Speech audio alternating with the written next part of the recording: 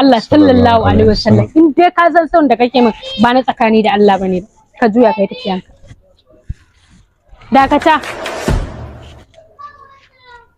ya zaka tafi kuma kin ce Allah kin ce annabi ni kuma a matsayina na musulmi dan Najeriya ina kishin annabi Muhammad sallallahu alaihi wasallam dan haka kin ce annabi ai kin gama magana kawai dai dama kina dan burge ni yanzu ana mi dan yi soyayya haka nan cikin lokaci amma tunda kin ce annabi Muhammad sallallahu alaihi wasallam ai an gama nagode dan tsaya ai bai kamata ka tafi ba tunda kana son manzon Allah sallallahu alaihi wasallam ni na san kai ba mai yaudari bane ba kuma na san kai ba mace amana bane ba duk wanda yake tare da soyayyar annabi Muhammad sallallahu alaihi wasallam ba zai taba tabewa ba a rayuwar duniya insha Allah kawai dai abu ɗaya wanda nake so ka gyara